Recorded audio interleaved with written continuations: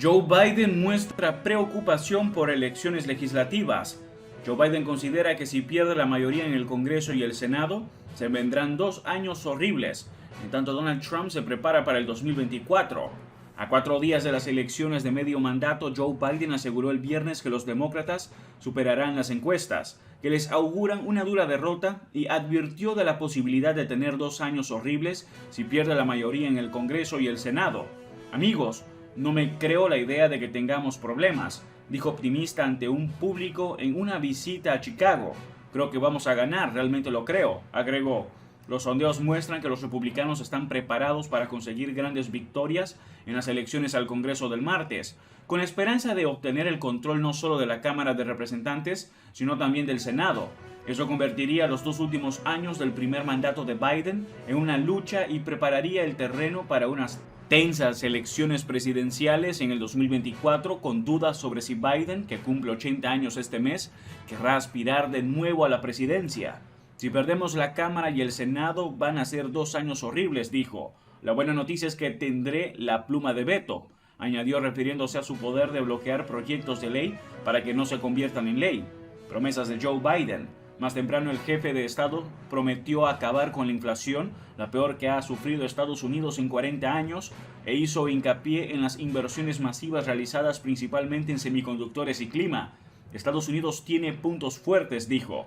El mercado laboral, por ejemplo, sigue en forma, con una tasa de desempleo del 3,7% y 261.000 puestos de trabajo creados en octubre, a pesar de la subida de los tipos de interés que hace temer una recesión. Los demócratas están a la defensiva ante las elecciones del 8 de noviembre. Los sondeos auguran una amplia victoria de los conservadores en la Cámara de Representantes, que se renueva por completo, mientras revelan una estrecha mayoría republicana en el Senado, donde está en juego 1/3 de los escaños. Si este contenido es de tu agrado, no olvides comentar, suscribirte, dejar tu me gusta y compartir el video. Ayúdanos a crecer para llegar a más personas. Muchas gracias por tu apoyo. De los misiles cubanos a la crisis de Putin. Cuando el líder soviético Nikita Khrushchev fue derrocado en 1964, sus colegas del Politburo lo acusaron de hacer que la URSS pareciera débil durante la crisis de los misiles en Cuba. Pero a diferencia del presidente ruso Vladimir Putin, Khrushchev tuvo la sabiduría de no iniciar una guerra apocalíptica simplemente para salvar las apariencias.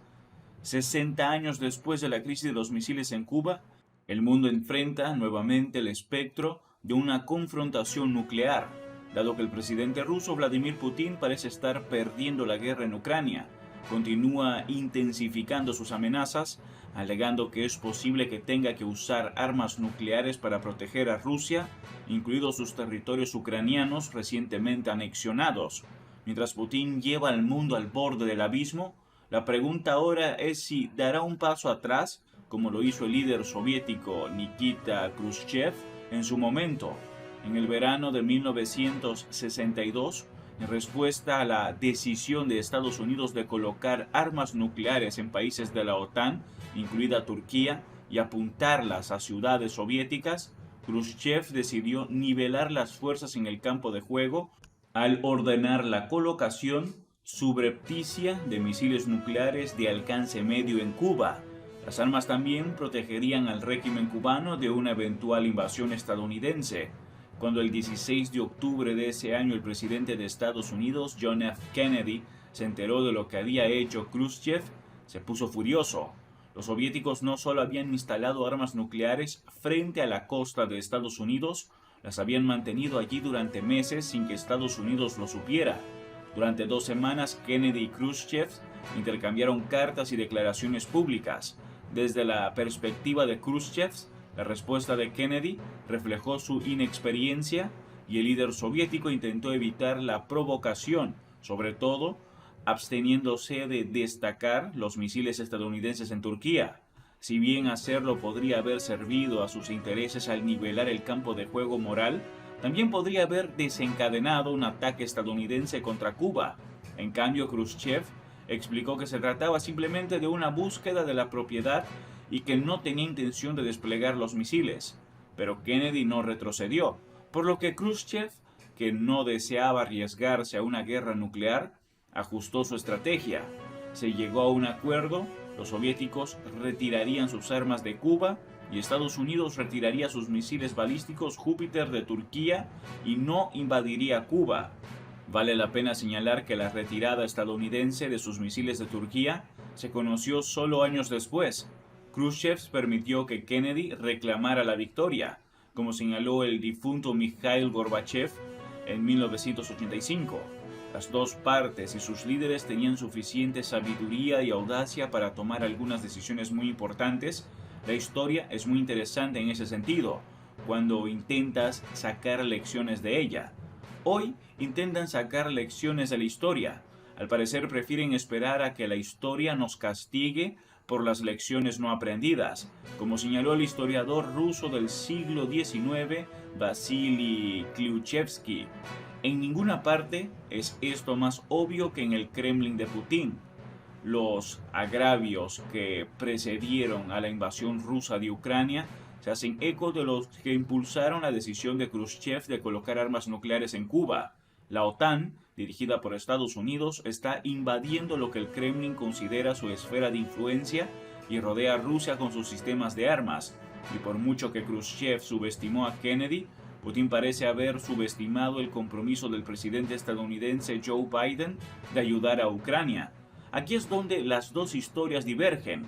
En lugar de recalibrar su estrategia para evitar el desastre, como hizo Khrushchev, Putin está redoblando sus amenazas que eclipsan las garantías ocasionales del Kremlin de que no tiene planes de usar armas nucleares.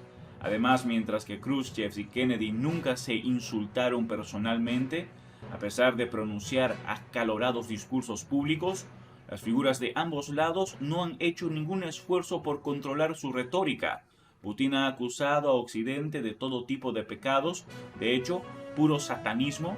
Por su parte, Biden ha defendido con eficacia el cambio de régimen en Rusia y Joseph Borrell, alto representante de la Unión Europea para Asuntos Exteriores y Política de Seguridad, pide una victoria en el campo de batalla para Ucrania.